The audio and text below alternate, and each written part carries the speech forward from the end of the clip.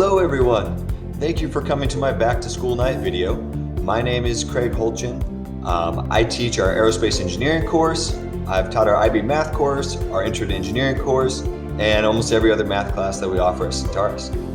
In previous life, I also taught astronomy and calculus. As we're getting to know each other here at the start, this is my family. We have a 3-year-old son named Liam and my wife Felicia.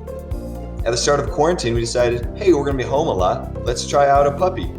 We've had dogs before, but we were finally ready for a puppy now. And her name is Atana. She's now 7 months old and maturing just a bit. A couple other random things about me. I, of course, enjoy the STEM fields. I also am passionate about music, sports, and board games. Okay, let's dive in. So here's the plan for this video. Hello and introductions. Where to find course information, what the heck is aerospace engineering, what are we going to do this semester, how to have a great time and be successful, and the recommended course materials. If I miss anything that you would love to know, don't hesitate to shoot me an email, and I'll have my email here at the end of this video. Okay, first off, this is one of my favorite videos from Centaurus. If you look at it, pictures from Centaurus. If you look at this picture, you're going to notice there's something odd about it. Take a second and try and think what's weird about this picture. You may have noticed that this picture is this flag is holding itself up. That's really unusual. This picture was taken on the International Space Station. A Centaurus graduate a couple years ago, he brought this flag up on the space station with him while on his mission. Okay, to start off with, I want to talk about where you can find the course schedule and the Schoology page so you all can be in the loop and see what we're doing. So you can find this on the website or your students access this every single day.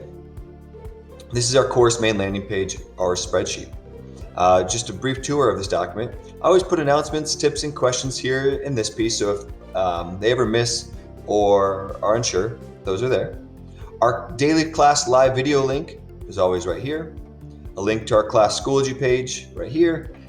And then for a side chat, if they have questions or office hours, is right there. Also, here you'll see our unit column. This is the unit we're in. Details of that specific unit, all the presentations are linked right here, any homework and additional info. So this is our plan. When you're watching this, we're probably right in this window or so. Your students probably recently built their gliders. Okay, now for our course Schoology page. The course Schoology page looks like this. Here in a second, I'll walk through all of these, but you'll notice it has the same information, our daily calendar, a link to our daily meet, and then also these are the files where you can find all of the resources, all of the readings, all the videos. Everything for this course will be linked here in addition to these links here. So it's available in both places. Okay, let's keep going. Next, what the heck is aerospace? This is new for a lot of people. Aerospace is the study of flying machines. So man-made things that fly. How do we make them fly well? How do we keep everyone safe? That sort of thing.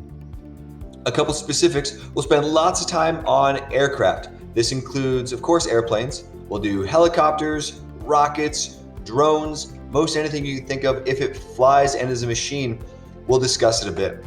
We will be doing a big flight simulator unit where your students will have the chance to plan a flight and see what it's like to be inside the cockpit. I really enjoy this unit on engines. It's really interesting how you can get various outcomes based on your engine design. And of course, we get to do a whole unit on rocketry. And this is a big old deal that's really exciting for anyone in aerospace. This is us being able to start reusing rockets. For most of human history, when we launch a rocket, we then just let it fall into the ocean and they're one-time use. As we start to be able to reuse these rockets, this will drop the price to get into orbit significantly, which is a big, big deal. Okay, a couple specifics. So we started off the semester looking at the evolution of flight, back from the Wright brothers in the early 1900s to step-by-step the evolution to where we are today. The physics of flight, these are all the forces on an aircraft, how to control it, the surfaces. We're looking, hopefully your students, you've noticed, have a broader vocabulary and understanding of how airplanes actually fly. We'll get to do some flight planning and navigation. One of the biggest reasons we've been able to kind of explode in the field of aerospace is our incredible improvements in materials, structures, manufacturing. So we're actually looking at what growth here has allowed us to go so much further in this field. We'll get a look at aircraft engines and fly-by-wire. Those are our goals for this semester. Next semester, we're going to do a whole unit on rocketry, in which your students will be building model rockets. We'll look at flight physiology. What does it take to keep humans alive in flight? And what systems do we build to keep them safe? We'll get to do space travel, orbital mechanics, remote systems. That's our plan for this year. So this is a slide I went over in more depth with your students, but just briefly, even during remote learning, it's really important we still value collaboration. If you look at a machine like this is an incredibly complex machine that no 1, 2, or even 10 people can probably design or build. This was people resting on the shoulders of their predecessors and huge teams collaborating to make these incredible machines function as they do today. So I'm really trying to emphasize collaboration even while we're remote throughout this course.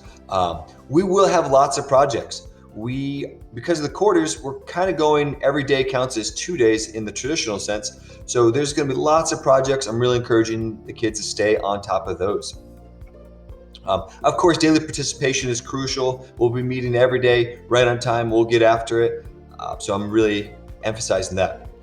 This is a new big experiment for all of us. Flexibility is crucial. I know technology can vary. We're all going to be very flexible here. Okay, and now just lastly, a couple of materials I highly recommend. Definitely a computer, of course. That kind of goes without saying. Now, you might be able to get away with a trackpad, but using a computer mouse will make things significantly easier, especially as we get into some of the simulations and some of the software. Having a mouse will make life way easier, so I recommend all the students use that.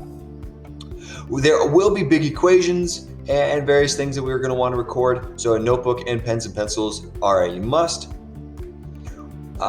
Being remote, I'm going to ask the students to take pictures consistently of their projects and upload those pictures. Most of them are amazing at this, but it'll be very helpful to have a reliable picture plan. And there's quite a bit of math in this field, so having a good calculator on hand will be really helpful. I recommend a TI-83 or 84. Those will be more than enough. Okay, that's everything in a nutshell. If I've missed anything, or if you have any burning questions, do not hesitate to email me at craig.holtgen@bvsd.org. I look forward to meeting you all in person sooner or later. Have a good time. Thank you.